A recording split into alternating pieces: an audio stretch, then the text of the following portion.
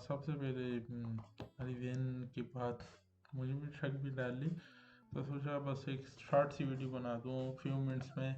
हम किस तरह यूआरएल पहचान सकते हैं कि ये मिलिशियस है या नहीं है, और इस वेबसाइट का भी हम देख लेते हैं कि ये क्या है। सबसे पहले हमारा सबसे ज़्यादा फोकस जो होता है वो बेस डोमेन में होता है, सही है, या हम जिसे हम कहते हैं रूट, जो यहाँ पे होता है, सही है।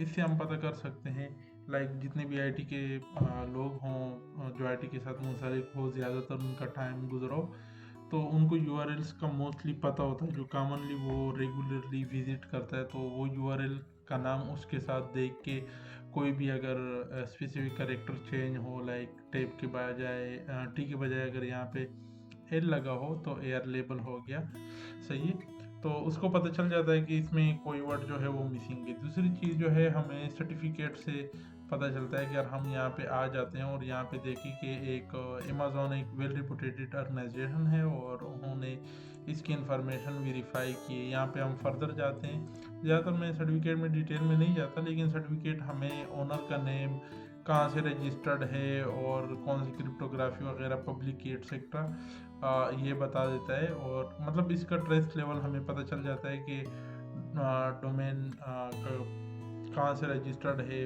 वगैरह, सही है। दूसरी चीज़ फिर सब डोमेन्स की तरफ आती है। अच्छा, यहाँ पे जो ने का कनेक्शन में अगर हम यहाँ पे इंस्पेक्शन में जाएं और नेटवर्क में आए तो लेट सपोज मैं इसे रिलोड कर लेता हूँ, तो काफ़ी सारे यहाँ पे ये रिक्वेस्ट भेजता है एयरटेबल।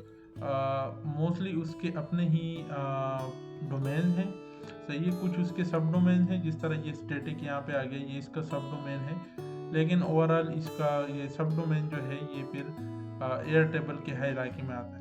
तो मोस्टली इन्होंने जितने भी रिक्वेस्ट किए हैं वो सारे स्क्रिप्ट या कोई भी डॉक्यूमेंट यूज़र्स की जो एक्सपीरियंस है, कि लाइक अभी मैं अगर लैपटॉप यूज़ कर रहा हूँ तो मेरी विंडो स्क्रीन बड़ी है, तो इस तरह अगर कोई बंदा मोबाइल यूज़ कर रहा है तो उसकी स्क्रीन छोटी होगी, तो उस हिसाब से ये इमेजेस वगैरह लोड करवाना, इसकी इंफॉर्मेशन वगैरह लेती हैं और इसी के रिलेटेड स्क्रिप्ट जो है वो अपने सोर्सेज से प्रिंट कर रही होती है, सही। यहाँ पे कुछ अगर हम एरर्स में आ जाते हैं, फिर यहाँ से भी हमें वेबसाइट की सिक्योरिटी का ज़्यादा पता चलता है कि कौन सी चीज़ सक्सेसफुली लोड हो गए और कौन सी चीज़ लोड नहीं हो रहा है किसी सोर्स से। जिस तरह ये मल्टीपल फ़ोन्स वगैरह हैं, ये बाकी हैं, सही है। सेम साइट की अगर कुकीज़ सेट करवानी हो, ऑब्वियसली कुछ वेबसाइट जो हैं वो इसके अपने सब डोमेन है, तो उनको सेम कुकीज़ दे देती हैं, सही है। लेकिन ये जो एरर्स आ रहा है ये मोस्टली मेरे ब्लॉकर की वजह से आ रहे हैं, जो मैं नो स्क्रिप्ट और ये प्राइवेसी पेजेस वगैरह इस तरह की एक्सटेंशन यूज़ कर रहा हूँ, तो इससे हमें पता चलता है। दूसरी चीज़ जो होती है कि हमें ये रूट डायरेक्टली, लेट सपोज अगर कोई इस तरह वेबसाइट है कि पहले मैंने कभी नहीं देखा और उसका एक्चुअल नेम मुझे पता नहीं है, तो उसका तो एक ये सर्टिफिकेट भी एक बेस्ट है। और दूसरा ये कि हम इसके लिए थोड़ा सा रिसर्च कर लेते हैं। जिस तरह हमारे पास एक वेबसाइट है वायरस टोटल, और इस तरह एक और भी है आईपी एब्यूज़ वगैरह, जो एब्यूज़ आईपीडी वगैरह, सही है, हमारे लिए चेक करती है रेगुलर। बल्कि इंटरनेट पे जहाँ भी कोई आईपी अगर मिलिशियस पाई गई है, उनकी कोई प्रीवियस रिकॉर्ड है मिलिशियसनेस की, सही है, तो वो दिखा देते हैं।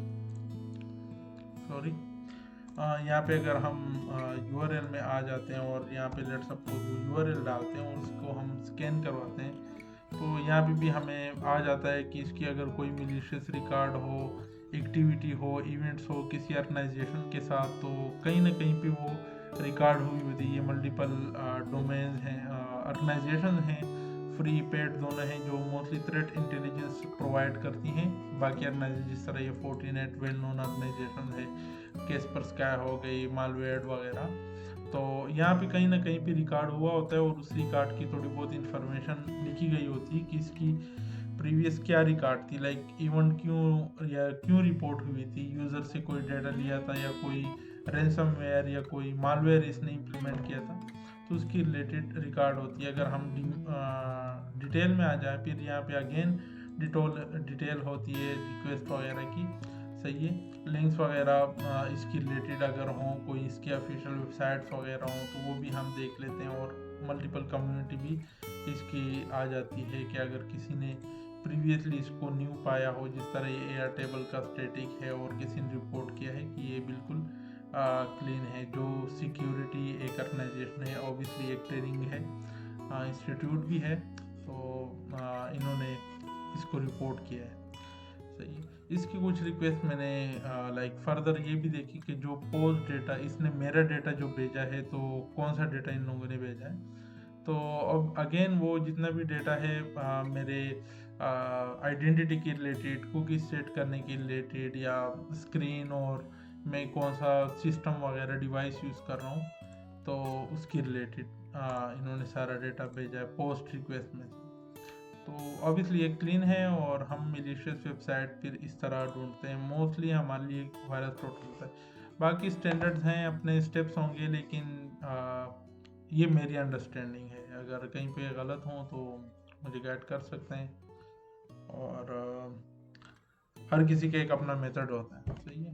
और ये वीडियो फ्रीली शेयर कर सकते हैं। मैंने सोचा अलीजैन भाई से शेयर कर लूँ। ग्रुप में भी मैं खुद भी एक स्टूडेंट हूँ, लर्नर हूँ, तो ऑब्वियसली किसी और को भी अगर ग्रुप में इंटरेस्ट हो तो वो भी समझ जाएगा कि हम किस तरह मिलिशियस या फिशिंग रिलेटेड वेबसाइट